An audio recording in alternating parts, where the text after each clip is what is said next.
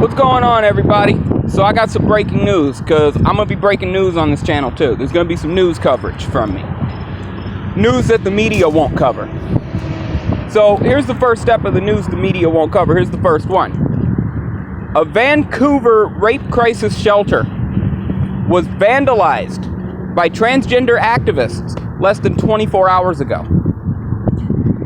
A couple weeks ago, this same shelter had a dead rat nailed to the door. Now, what happened less than 24 hours ago was they vandalized the place with kill TERFs, and I'm talking graffiti, this is literally written on the building. Kill TERFs, TERFs go home, you are not welcome, and trans power. All three of those things were written on this place. This is a rape shelter. Women are going here to get safety and to get comfort from assault.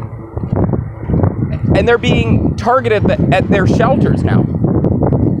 And the worst part about it, here's how it all started. So, this rape crisis shelter said, we're going to stay woman only. Dicks ain't coming in here, basically. Which makes sense, which is logical to me. Because these women are here to get help and support for trauma that was caused by a dick. So, it's logical that we don't want dicks in there. I think that's fair. I think it's fair we don't want men in there.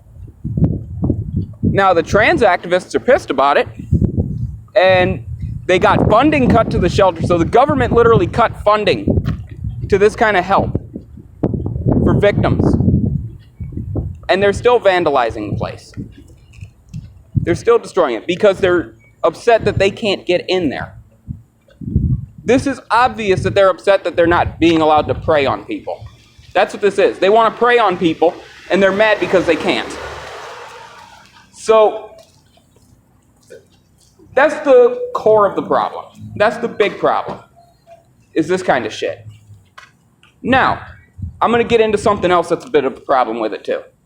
And this is something I'd like to point out and get people to think and open their eyes to. Why is the media not talking about this? Why is it that anytime something happens to some transgendered individual, the media blows it up like, oh, we have some kind of transgender oppression epidemic? Why is that? But when something like this happens, silence, complicitness. I'll tell you why. They're pushing a narrative. The fake news will only talk about things that fit their narrative. They are trying to defend and protect this transgender movement. That's why they won't talk about it, because this paints them in a negative light. They will never say anything that paints them in a negative light. Just like they will never say anything that paints Antifa in a negative light. Just like they will never say anything that paints blacks in a negative light. They will always, always, always blindly defend everyone, and if they see something that happened that they need to report on, they will not report on it. But if it's the other way around, and this group that they're trying to target and get votes from, now if something happens to them, the news will broadcast it up and down, and you'll never stop hearing about it for the next 2 weeks. So that's why my channel is doing what it's doing and putting out stories like this. People need to get this out. This needs to get out there if the media won't talk about it. Fake news can't stop everyone.